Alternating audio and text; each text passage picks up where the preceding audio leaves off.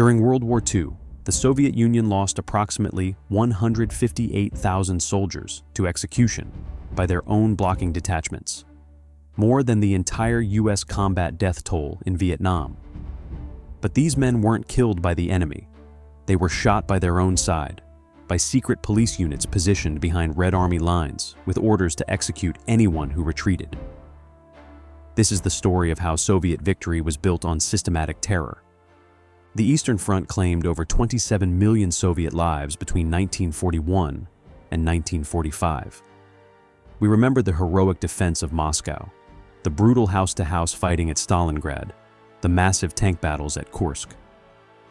We celebrate Soviet resilience and sacrifice. But behind this narrative of patriotic resistance lies a darker truth. The Red Army didn't just fight the Wehrmacht. Soviet soldiers fought a two-front war, with German bullets ahead and NKVD guns behind. The question isn't whether terror played a role in Soviet victory. The question is whether victory could have been achieved without it. Summer 1942. The Soviet Union stood on the brink of total annihilation. The Wehrmacht had torn through Soviet defenses for over a year. German forces occupied Voroshilovgrad, Rostov-on-Don, and most of Voronezh. More than 70 million Soviet citizens now lived under Nazi occupation. The oil fields of the Caucasus lay within reach of German tanks. The Volga River, the last major geographical barrier protecting the Soviet heartland, was threatened. If the Germans crossed the Volga, the Soviet state itself might cease to exist. The Red Army was bleeding to death. Entire divisions dissolved under German assault. Officers fled their posts. Soldiers abandoned equipment and ran. The Wehrmacht had captured millions of Soviet troops in the war's first year. Now, in the summer of 1942, the hemorrhaging continued. Stalin watched his armies crumble. He watched territory fall. He watched the revolution his regime had built face extinction at the hands of fascist invaders. Something had to change. Someone had to pay. On July 28, 1942, Stalin issued Order Number 227. The order's unofficial title became famous across the Soviet Union and eventually the world, not one step back. The document began with a stark assessment of Soviet failures. It blamed cowardice. It blamed panic. It blamed unauthorized retreats. It declared that the Soviet Union had no more territory to give. Every meter of soil must be defended with blood retreat without direct orders from high command would be classified as treason. The punishment for treason was death. Order 227 didn't just threaten. It created machinery to enforce those threats. The order established penal battalions where officers and soldiers found guilty of cowardice would be sent to redeem themselves through blood in the most dangerous sectors of the front. More importantly for our story, Order 227 officially institutionalized blocking detachments. These units, composed of NKVD troops, would be positioned immediately behind frontline forces. Their mandate was explicit: shoot panic mongers and cowards on the spot. No trial, no appeal, just execution. Stalin had transformed summary execution from an ad hoc practice into systematic military doctrine. But how exactly would this system of terror be organized? What did Stalin's apparatus of fear actually look like on the ground? The blocking detachment system wasn't improvised chaos. It was bureaucratically organized terror. Each unit followed a precise organizational structure designed to maximize control while maintaining operational efficiency. Understanding this architecture reveals how the Soviet state transformed an abstract policy into concrete violence behind its own lines. Blocking detachments were company-sized units, each comprised between 100 and 200 men. These weren't regular Red Army soldiers pulled from the front. They were NKVD personnel, internal security troops selected for political reliability rather than combat experience. Their loyalty was to the party, to Stalin, to the regime. Not to the soldiers they were ordered to watch. Following Order 227, the NKVD created approximately 200 new blocking detachment units, massively expanding a system that had existed in limited form since the war's beginning. These units operated as a separate organizational structure. They didn't report through Red Army command chains. They answered directly to NKVD military headquarters, which in turn reported to the State Defense Committee and ultimately to Stalin himself. This separation was crucial. It meant that blocking detachments couldn't be countermanded by Red Army officers, even generals. An NKVD lieutenant with a blocking detachment had the authority to execute a Red Army major who retreated without orders. The chain of command ran parallel to, and in many ways superior to, the military hierarchy itself. Deployment followed a standard pattern. Blocking detachments positioned themselves immediately behind frontline units, often in concealed or fortified positions.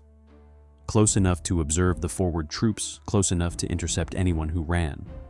Far enough back to avoid direct combat with German forces unless the line completely collapsed. Their weapons were primarily machine guns and rifles. The machine guns weren't meant for the Wehrmacht. They were meant for Red Army soldiers who turned around. The system traced directly to Russian Civil War precedent. Between 1918 and 1921, when the Bolsheviks fought to consolidate power, they had instituted barrier troops using summary executions to prevent desertion from a largely conscript army. Many soldiers in that civil war had been former Tsarist troops or peasants with no ideological commitment to communism. The Bolsheviks learned that fear could substitute for loyalty. Stalin simply revived and expanded this lesson 20 years later when his regime faced another existential threat. This architecture of fear was now in place. But what were the actual numbers? How many Soviet soldiers faced this system's brutal arithmetic? The statistics of Soviet terror against its own soldiers reveal an industrial-scale system of violence. Numbers can numb. But these numbers represent individual human beings, each with a name, a family, a life cut short not by enemy action, but by their own state's machinery of control. Between 1941 and 1945, NKVD blocking detachments detained over 638,000 Red Army personnel. More than 500,000 Soviet soldiers were stopped, arrested, or processed by these units. Think about that number. That's more than the entire population of many cities. Each detention represented a soldier who had turned away from the front, who had tried to escape the hell of combat, who had broken under the unimaginable stress of industrialized warfare. Of those 638,000 detained soldiers, approximately 158,000 were executed, shot by blocking detachments, killed by their own countrymen. This number exceeds the total American combat deaths in the entire Vietnam War. The Soviet Union killed more of its own soldiers than the United States lost to enemy action in Vietnam.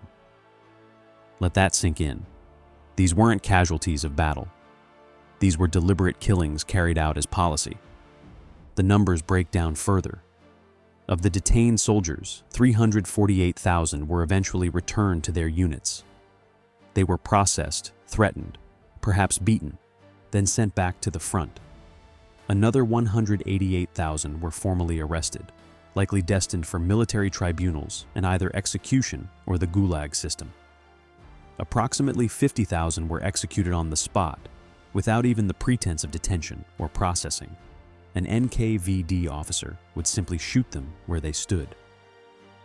Stalingrad provides the most concentrated example of this system's brutality. During just a few weeks, at the height of the battle for the city, blocking detachments executed an estimated 15,000 Soviet soldiers. 15,000 men shot for retreating from what was arguably the most horrific urban combat in human history. The battle for Stalingrad lasted roughly 5 months. If we assume the highest execution rate occurred during perhaps 6 weeks of the most intense fighting, that's over 350 executions per day. Every day, for weeks, hundreds of Soviet soldiers were killed by their own side. But execution wasn't the only fate for soldiers who fell into the blocking detachment system. Approximately 430,000 men were sent to punishment battalions, the Strafbats. These units served as an alternative to immediate execution. Soldiers and officers found guilty of cowardice, unauthorized retreat, or other disciplinary offenses were given a chance to redeem themselves in blood. The Strafbats were used as expendable assault troops. They stormed fortified positions. They cleared minefields. They were thrown into the most dangerous operations where casualties were expected and accepted. The fatality rate in punishment battalions was roughly 50%. Half of the 430,000 men sent to these units died. That's another 215,000 Soviet soldiers killed, not directly by blocking detachments, but by a system that used them as human mine detectors and cannon fodder. Add that to the 158,000 executed outright, and the blocking detachment system's total death toll approaches 373,000 Soviet soldiers. Nearly 400,000 men killed or sent to certain death by their own state's apparatus of terror. These numbers tell one story. But how did the system actually function in combat? Did blocking detachments really machine gun masses of retreating soldiers, as popular culture suggests? The truth about blocking detachments is both less dramatic and more disturbing than the myths. Popular culture, particularly films like Enemy at the Gates, depicts blocking detachments as executioners who mowed down entire waves of retreating Soviet troops with machine gun fire, rows of NKVD gunners systematically massacring hundreds of panicked soldiers. The image is visceral, dramatic, and largely exaggerated. Historical evidence from Soviet military archives and post-Soviet scholarship reveals a more calculated system. The primary function of blocking detachments was psychological deterrent rather than mass execution. The threat of death, the knowledge that NKVD troops stood behind you, the ever-present possibility of a bullet in the back if you ran. This psychological pressure shaped behavior more effectively than indiscriminate slaughter ever could. Most executions were targeted. Blocking detachments would shoot individuals or small groups as examples. An officer who ordered an unauthorized withdrawal might be executed in front of his men. A soldier who panicked and fled might be shot, and his body left visible as a warning. These targeted killings served to maintain discipline across much larger units. One execution could terrify 100 men into holding their positions. The statistics support this interpretation. Of the 638,000 soldiers detained by blocking detachments, 348,000 were returned to their units.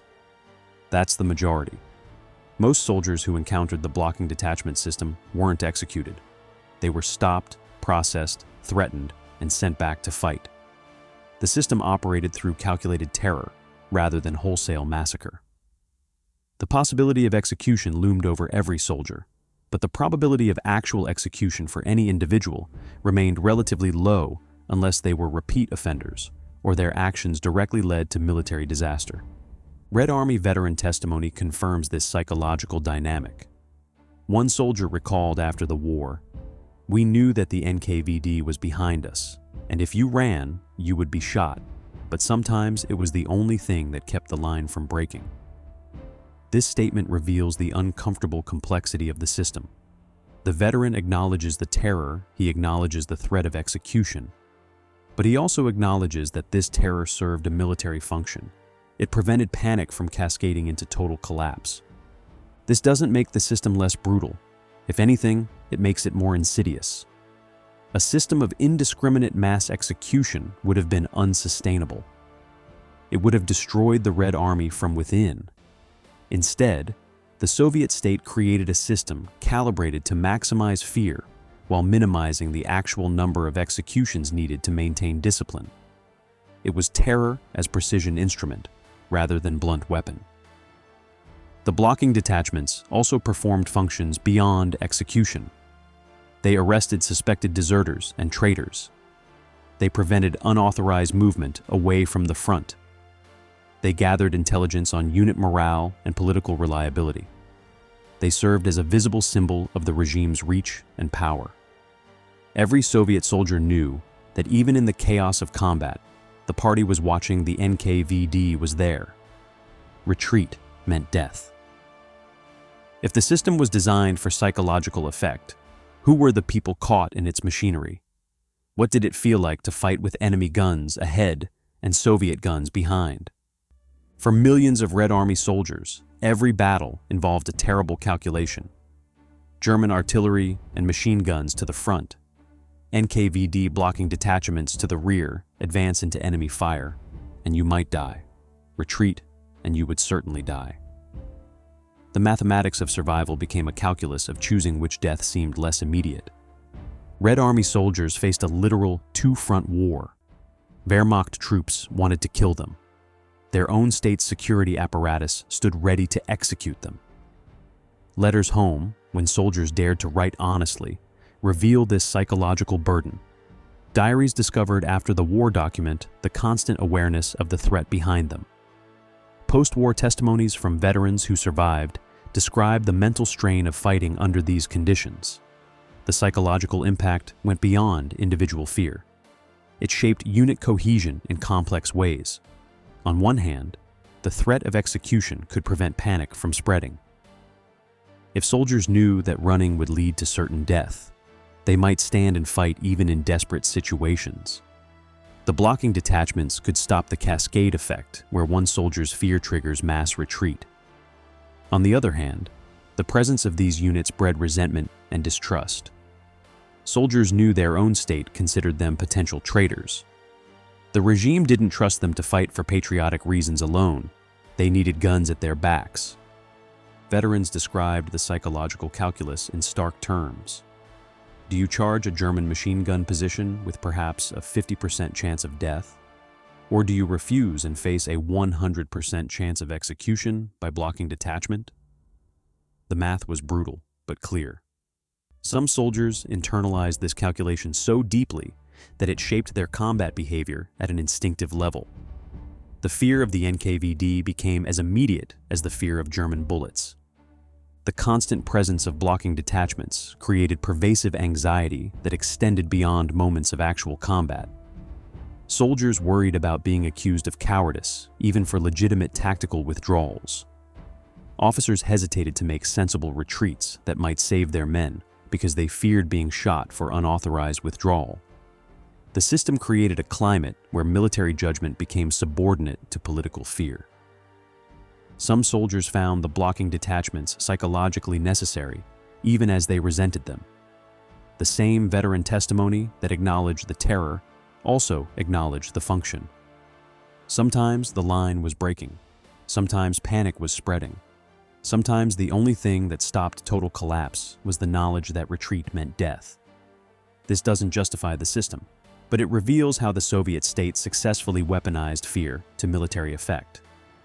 The letters and diaries also reveal soldiers' awareness that their families could be punished for their actions. Soviet policy held family members responsible for desertion or cowardice. A soldier who fled might doom his wife and children to arrest and deportation. This extended the blocking detachment's psychological reach beyond the battlefield. Even if a soldier somehow escaped both German and Soviet guns, his family remained hostages to his behavior. But soldiers weren't the only ones caught in this system. Who were the men tasked with pulling the trigger on their own countrymen? The blocking detachment system required men willing to shoot their own countrymen, and the Soviet state knew exactly how to create them. NKVD blocking detachment personnel were selected for political reliability above all else. They were drawn from internal security troops, border guards, and other NKVD formations where loyalty to the party had already been tested and proven. These weren't soldiers who had fought alongside Red Army troops. They were secret police, enforcers of state power, men whose primary allegiance was to the regime rather than to the military. Training for blocking detachment duty focused on ideological preparation as much as weapons proficiency. NKVD personnel were taught that they were defending the revolution itself, that cowards and traitors threatened Soviet survival, that their role, however unpleasant, was necessary for victory. The regime framed execution of retreating soldiers as a form of patriotic duty. They weren't killing innocent men, they were eliminating threats to the collective. Post-war testimonies from former blocking detachment members reveal a complex mix of justification and trauma. Some maintained that their actions were necessary. They argued that without the threat of execution, the Red Army would have collapsed. They pointed to instances where their presence had prevented panic and maintained discipline. These men had internalized the regime's logic completely. They saw themselves as having saved the Soviet Union by being willing to kill for it. Others showed evidence of psychological damage. Executing fellow Soviet citizens, even in the name of military discipline, left marks. Some blocking detachment veterans struggled with what they had done. They had nightmares. They drank heavily.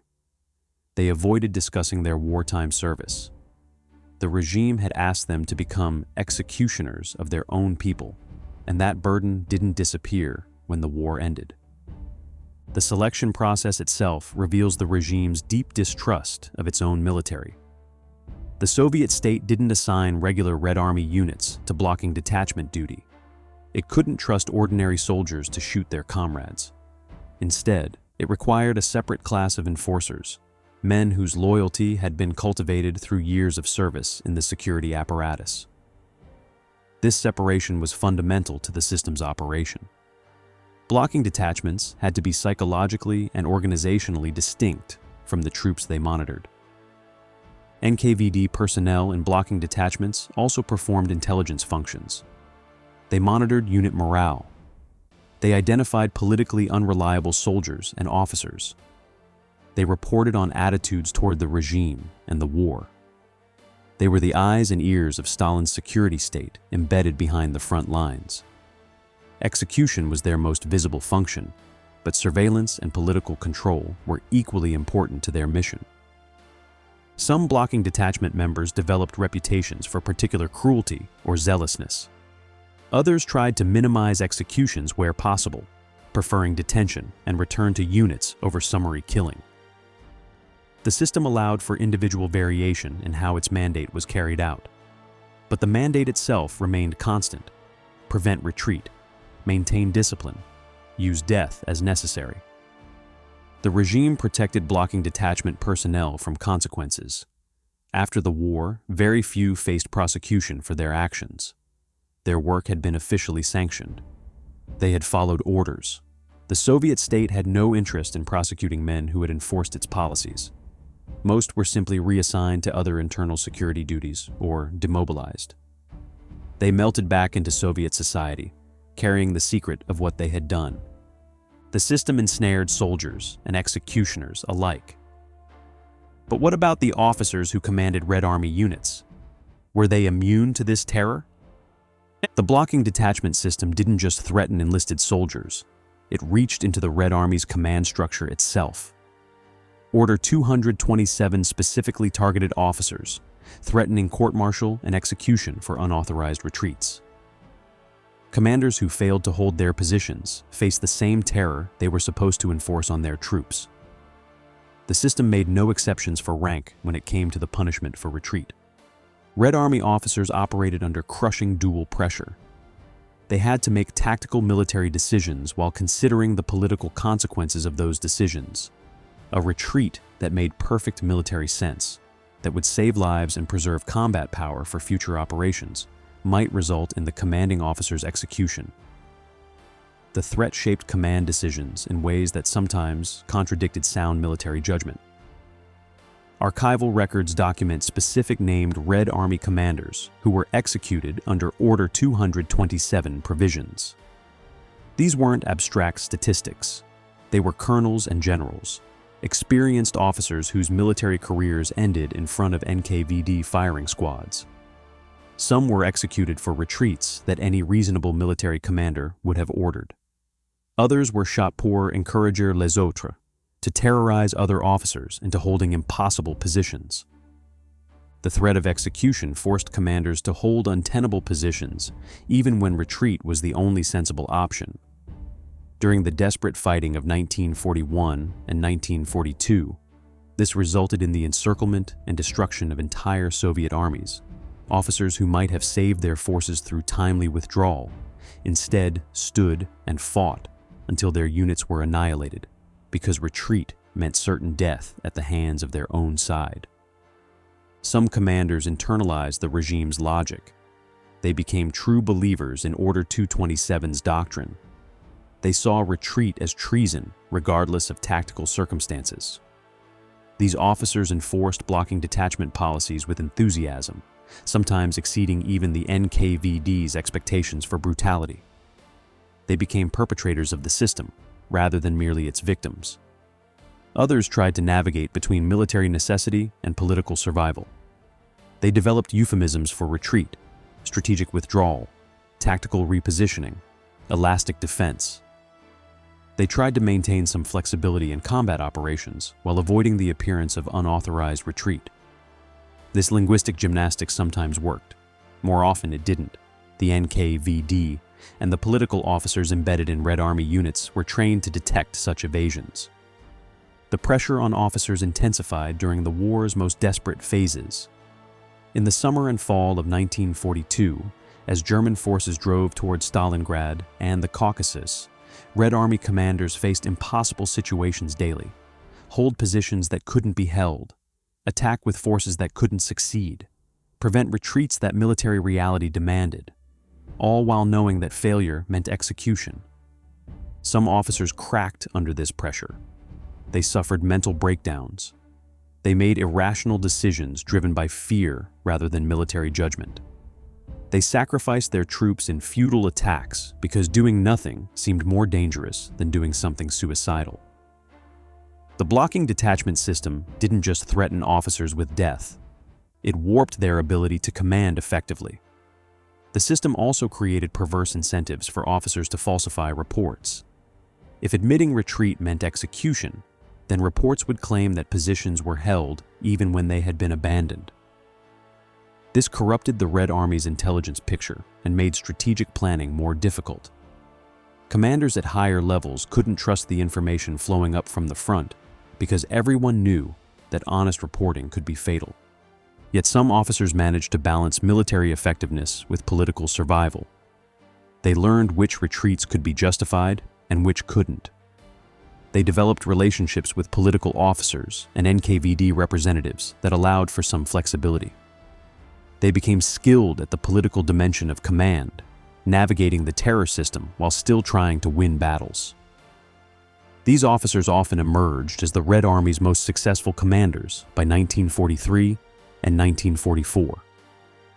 This system of comprehensive terror operated from 1942 through the war's darkest period. But what happened as Soviet fortunes changed and victory approached? As the Red Army pushed toward Berlin, the blocking detachments quietly disappeared. By late 1944, most had been phased out or reassigned to other duties. The official justification was that they were no longer needed. Soviet military fortunes had improved. The Red Army was advancing rather than retreating. Discipline had been restored. The crisis that prompted Order 227 had passed. But the timing reveals a more complex truth. Blocking detachments began to decline in importance after the victories at Stalingrad and Kursk in 1943. As the Red Army's tactical competence improved, as soldiers gained confidence from winning rather than losing, as the momentum of the war shifted decisively toward Soviet victory, the need for terror to maintain discipline decreased.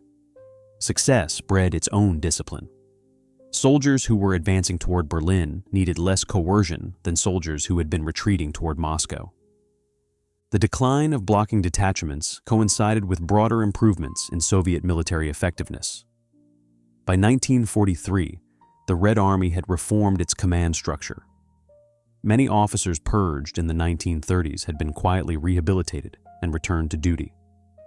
The military had adopted more flexible operational tactics, moving away from the rigid and often disastrous methods of the war's early years.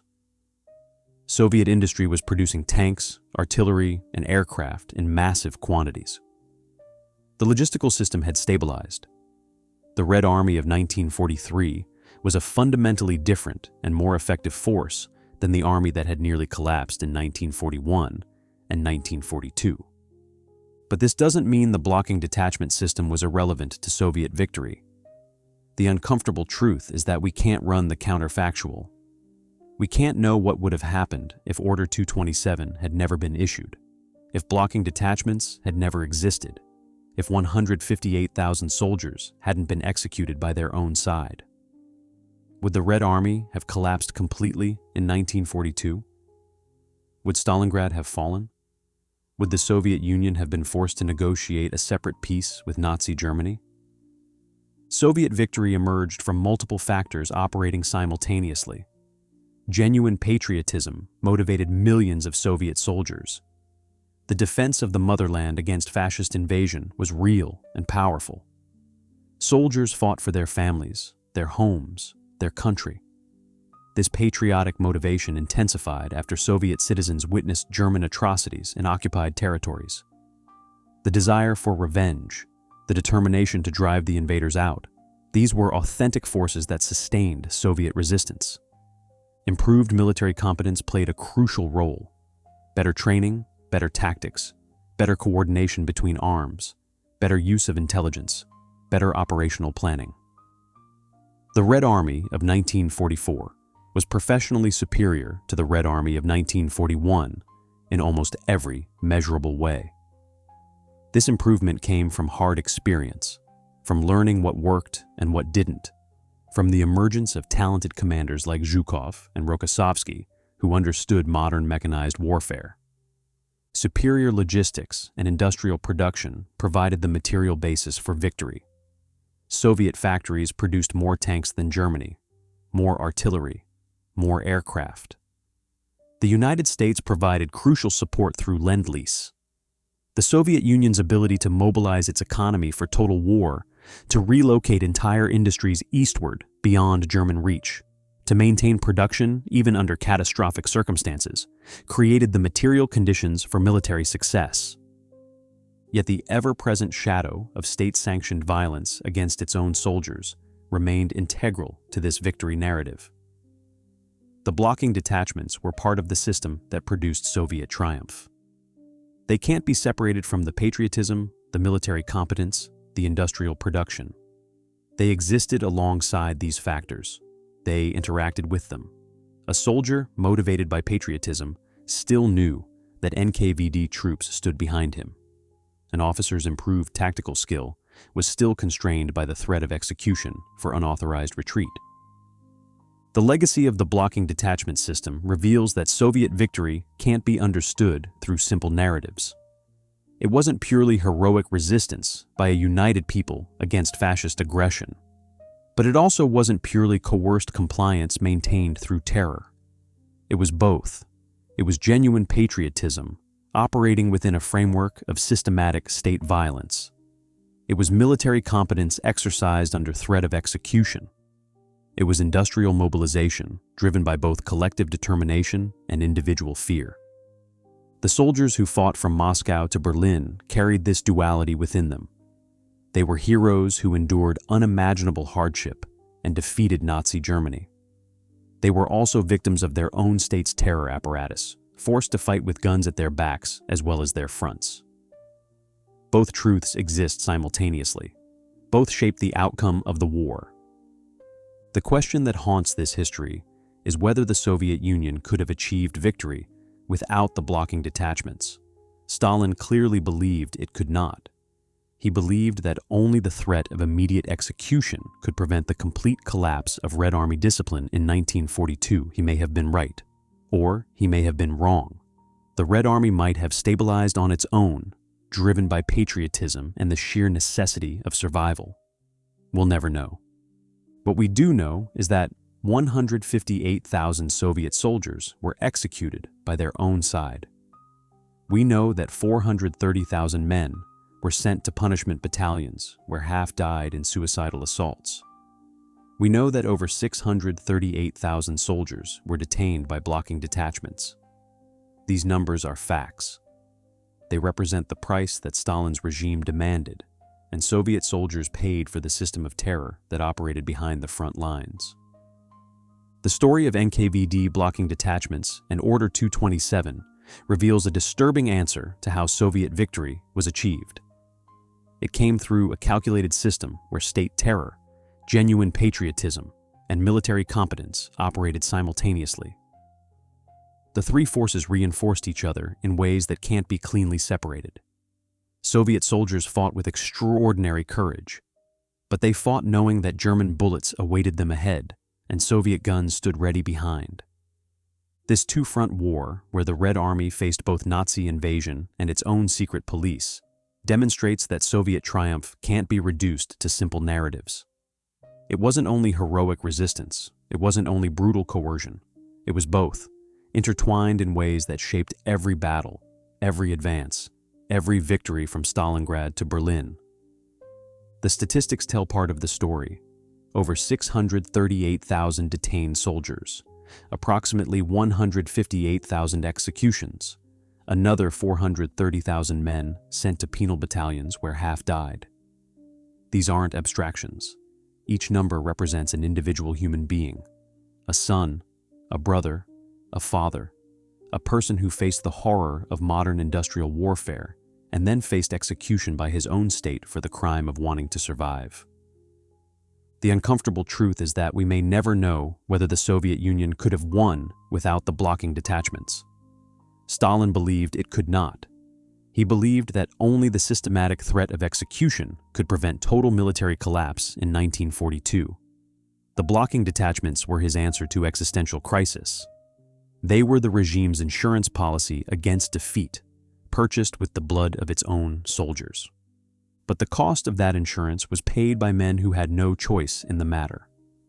Red Army soldiers didn't volunteer to fight with NKVD guns at their backs. They were conscripted into a system that gave them only two options: advance into enemy fire or be shot as traitors. The blocking detachments removed the possibility of retreat, of surrender, of escape. They created a military force that could not go backward because the only direction that offered any chance of survival was forward. This system worked. Soviet forces held at Stalingrad. They won at Kursk. They drove the Wehrmacht back across Eastern Europe and into Germany itself. The Red Army raised the Soviet flag over the Reichstag in Berlin in May 1945. The blocking detachments contributed to that victory. Their role can't be erased from the historical record simply because it's uncomfortable or because it complicates our narratives about the war. Yet acknowledging the blocking detachment's role doesn't diminish the genuine heroism of millions of Soviet soldiers. They endured conditions that we can barely imagine. They fought in battles of unprecedented scale and brutality. They suffered losses that dwarf the casualties of any other combatant nation. They defeated Nazi Germany.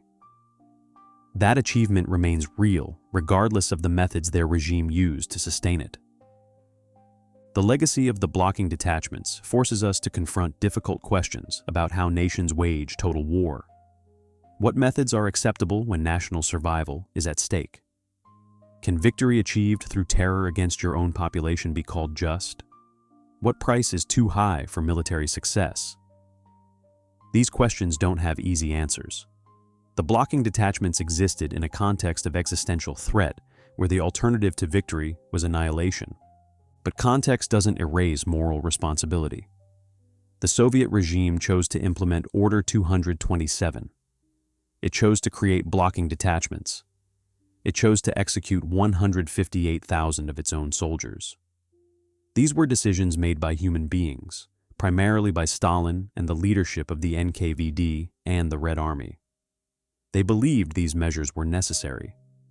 They may have been correct in that belief, but necessity doesn't make the measures less brutal or their human cost less tragic. The soldiers caught between two fires, the NKVD executioners burdened with killing their countrymen, the commanders threatened with death for military decisions. All were trapped in a system larger than themselves. They made choices within constraints not of their making. Some chose heroism. Some chose cruelty.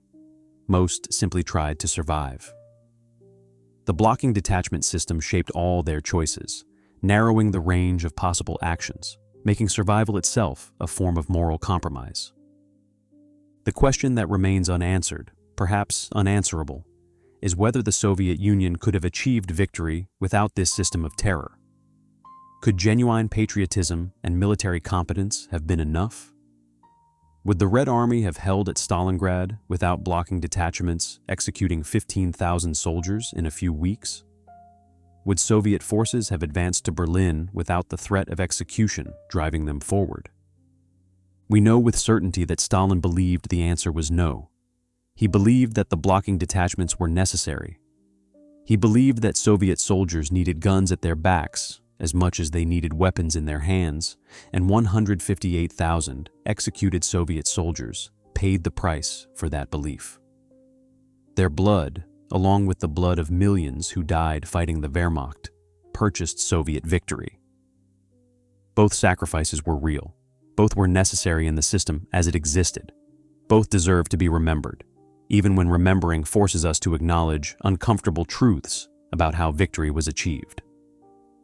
The blocking detachments disappeared as Soviet fortunes improved, but their role in Soviet victory can never disappear from history.